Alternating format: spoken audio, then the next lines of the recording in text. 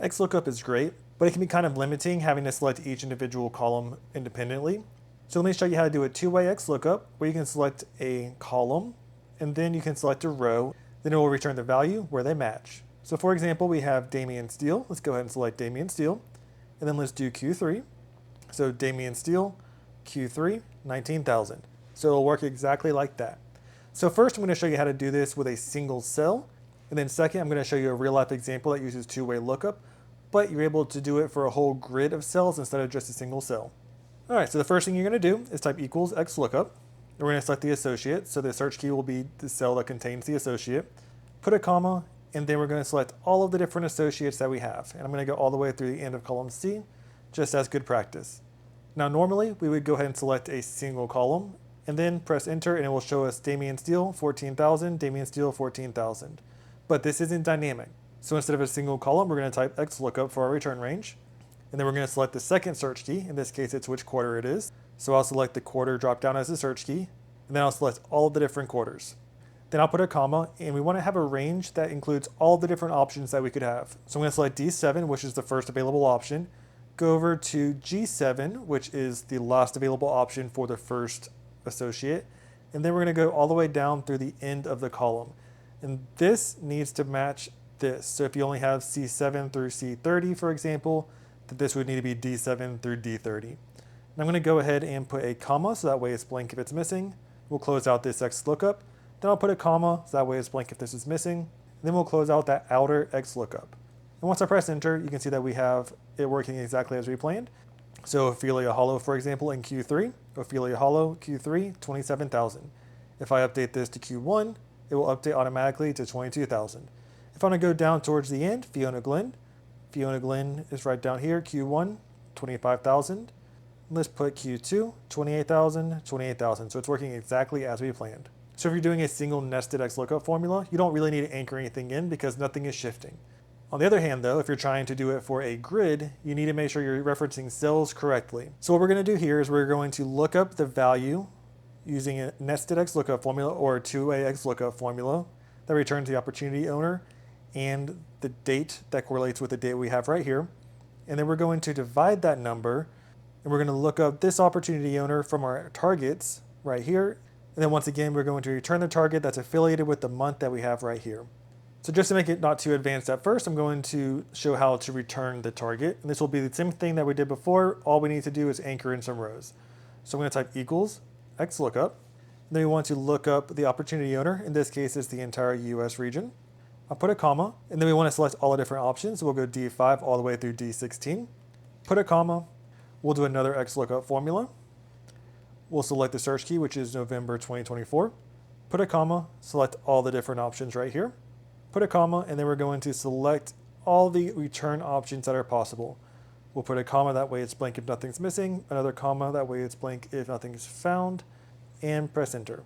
Now right now I have it in percent, that's why it's showing like that, but if I change it to dollars to match the currency that's there, you can see 39,455, 39,455.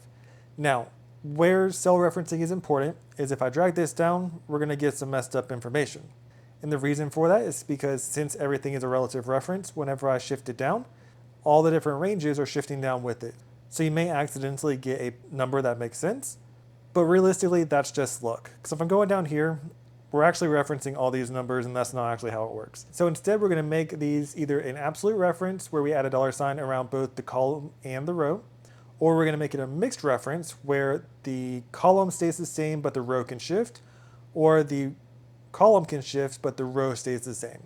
So keep in mind, right now we're referencing US, we're referencing all of the opportunities, we're referencing November 2024, and we're referencing all the different months, and we're referencing all of the different ranges that will include all the options. So when we drag this down, the rows shifted, but when we dragged it over, the column shifted as well. We don't want that because we want to always be looking at Beatrix Beaumont, for example, instead of 6,623.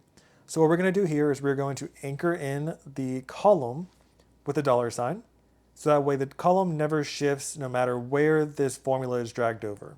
We also want to only be looking up the information in column D. So I'm going to press F4 to add $signs around everything, or you can add them manually.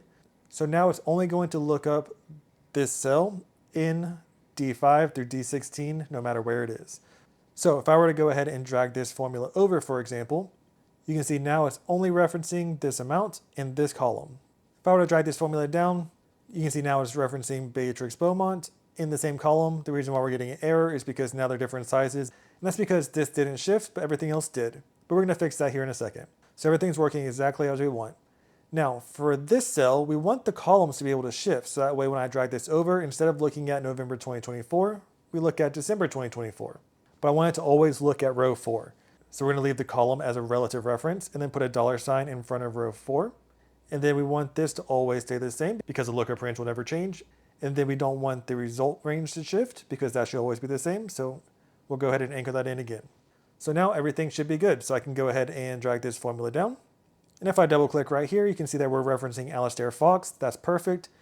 And we're looking up November 2024, just like we were before. And all of the different ranges are the same as they were. Now I can select the entire column and let's go ahead and drag this over and see if it worked, which it did. So if I double click on any of these cells, we can see Alistair Fox, for example. But now instead of referencing November 2024, we're referencing May 2025. And if you look at the numbers, everything is lining up exactly as we want. So everything is good to go there. Now we're going to do another XLOOKUP formula that looks up this opportunity owner and this date from the targets. So that way we can identify the exact target in case it changes and find out what their attainment is. So essentially how much of their individual target did they achieve. I'm going to go ahead and anchor in what needs to be anchored in. And their cell referencing is going to match this pretty much exactly. So I'm going to put divided by XLOOKUP. And then just like last time, we're going to select D5, which is our opportunity owner. I'm going to anchor in the column, then put a comma. Now, instead of referencing right here, we're going to go over to our AE targets, and I'm going to reference right here. So we're looking up all the different targets from this range. Just like last time, I'm going to anchor that in with $signs. That way it does not change. Then we're going to put a comma, XLOOKUP again. And then we need to go back to our AE performance and select the month that we have. So I'm going to select N4, which is kind of behind this little pop-up right here. Just like last time, we don't want the row to change. So I'm going to put a $sign right there, put a comma, go back to our AE targets. I'm going to select all the different options that are right here in row 4. And it doesn't have to be in the same row. You just have to reference the row that contains the information that's the same. I'm going to anchor that in because I don't want that to change. Put a comma, and then we're going to select everything that could be an option, just like last time. Then I'll anchor that in as well. Now you might notice that we skipped over row 5. And that's because the lookup range and the return range have to match with however many rows that are there. So if I had this many rows here, but I had one extra row here, you'll get an error message saying that they don't match. Lastly, I'm going to put a comma so that way if there's a missing value, it's blank. I'll put a comma, that way if it's a missing value, it's blank. And press enter. So now you can see we have a 0 right here. But let's go ahead and change this to a %. And you can see it's actually 39.4%. Now since we established this cell referencing as we went, all we need to do is drag this formula down. We'll select the ranges and then drag this formula down. So everything that has an option is there. So if we were to click right here, 27.7, it's referencing Declan Murphy for January. Then it's dividing that number by Declan Murphy for January. So that's 20,000. So everything's working exactly as we want. Now you can see right here, we have a divide by 0 error. And that's because this XLOOKUP formula for the target isn't providing a value. And if you divide by 0, that's not possible in math, so that's why it's showing there. So if you wanted to get rid of those, you can type equals if error, open parentheses right before the formula.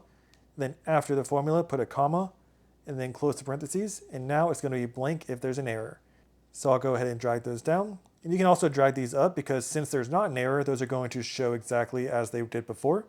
And then we're going to drag those over so that way if there's data, it's going to populate just as it would. But if there's an error, then it's going to show a blank cell. Now with the if error formula, make sure that you're always doing that last. That's because if that if error is there, if there's an actual error that it needs addressing, you're not going to be able to see that because it's not able to differentiate whether it's a legitimate error or something different.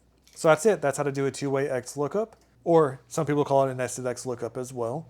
But you're able to look up two different values, one in a column, one in a row, and find the value that is correlated with both of them.